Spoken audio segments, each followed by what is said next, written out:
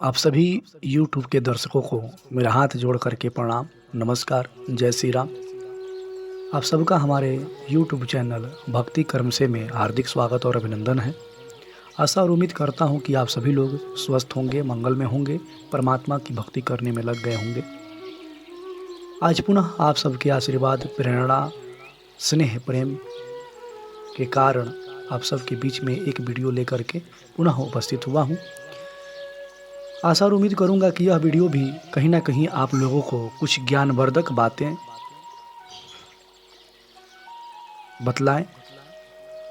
इसमें दी गई जानकारी से कहीं ना कहीं आप लाभान्वित हो और अपने जीवन को एक नई दिशा की ओर ले जाने के लिए प्रेरित करें। आज इस वीडियो में गंगा स्नान के बारे में हम जानेंगे कि क्या गंगा स्नान करने से हमारे पाप धुलते हैं। तो आइए वीडियो को शुरू करते हैं।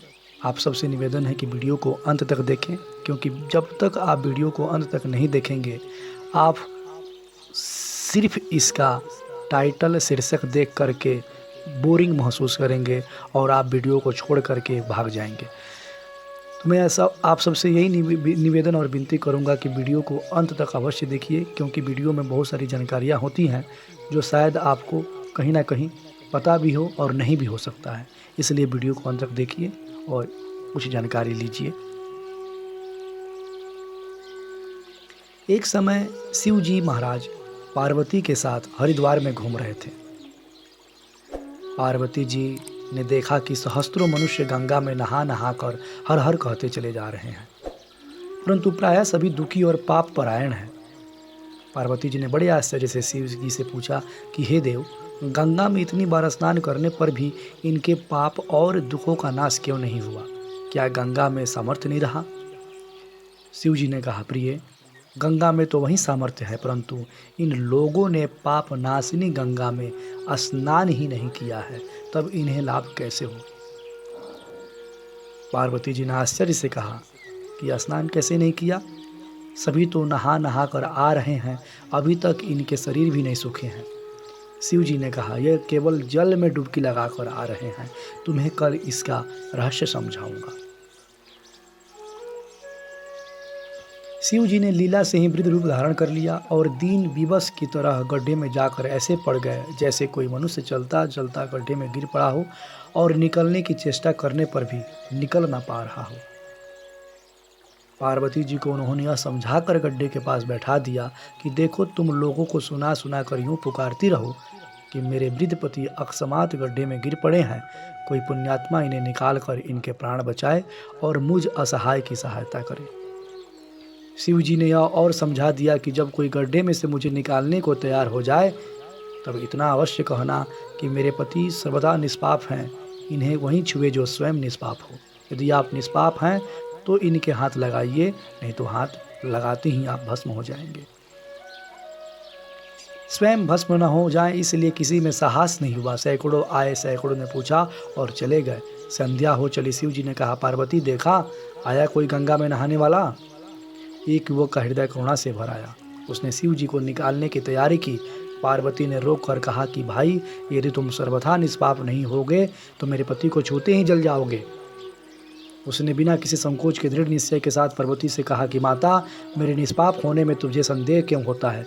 देखती नहीं मैं अभी गंगा नहा कर आया हूँ। भला गंगा में गोता लगाने के बाद भी कभी पाप रहते हैं? तेरे पति को निकालता हूँ। इसी दृष्टांत के अनुसार जो लोग बिना श्रद्धा और विश्वास के केवल दंभ के लिए गंगा स्नान करते हैं उन्हें वास्तविक फल नहीं मिलता। परंतु इसका यह मतलब नहीं कि गंगा स्नान व्यर्थ जाता है। विश्वास के साथ किए गए गंगा स्नान का फल मिलता है, वास्तविक फल मिलता है। कहने का तात्पर्य यह है मित्र बंधु कि हम और आप किसी काम को करने के लिए दृढ़ निश्चय तो हो जाते हैं, लेकिन हम उसको कहाँ तक करते हैं, कैसे निभाते हैं, हमारे उस कार्य में विभिन्न प्रकार की अड़चनाएं, बाधाएं आती हैं। हमें उससे घबरा करके नहीं डरना चाहिए, बल्कि हमें उसका डट करके सामना करना चाहिए और यह परमात्मा का आशीर्वाद समझ करके निरंतर उस पथ पर अग्रसर होते रहना चाहिए। हो सकता है यह कि परमात्मा का परीक्षा हो। हमें यह विश्वास और मन में विश्वास और प्रभु पर विश्वास रख करके उस कार्य को करने के लिए प्रेरित होना चाहिए। भवानी शंकरो वंदे श्रद्धा विश्वास रूपिणो याभ्यां विना न पश्यन्ति सिद्धा स्वान्तः अस्थम विश्वरम। परमात्मा के नाम पर ही भरोसा है तो आप जीवन के हर दुखों को पार कर जाएंगे, इस भवसागर को पार कर जाएंगे। इस वीडियो से विशेष कुछ आप नहीं सीखे होंगे मेरे हिसाब से, किंतु बस एक ही चीज़ काफ़ी है, वह है विश्वास। अगर आप अपने मन मस्तिष्क में, अपने हृदय में यह विश्वास कर ले कि हमें यह चीज़ करना है, क्योंकि करने वाला परमात्मा होता है। आप परमात्मा के प्रति झुकाव करते हुए, परमात्मा से आग्रह करते हुए, विनती करते हुए उस कार्य को करने के लिए जाते हैं तो वह कार्य अवश्य सिद्ध होता है। सिर्फ और सिर्फ विश्वास। हम और आप गंगा स्नान करने तो चले जाते हैं, क्या उस गंगा स्नान के प्रति हमारा जो कर्तव्य बनता है वो हम करते हैं? इससे संबंधित यह वीडियो है।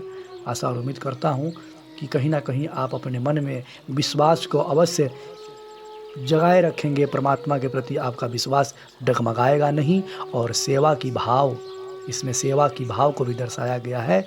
सेवा के भाव को भी अपने मन हृदय में जागृत अवश्य कीजिए, क्योंकि सेवा ही है तो परमात्मा है। भक्ति, केवल भक्ति क्या है? भक्ति परमात्मा की सेवा है, दीनहीन की सेवा है, सच्चे मानवता की सेवा है। मानवता अगर आपके अंदर नहीं है तो भगवान नहीं है, प्रेम नहीं है तो भगवान नहीं है, प्रेम नहीं है तो भक्ति नहीं है। आज के लिए इतना ही, मिलते हैं किसी अन्य वीडियो में। आप सबका कल्याण हो, परमात्मा हम सब पर अपनी कृपा दृष्टि बनाए रखे। हर हर महादेव। राधे राधे।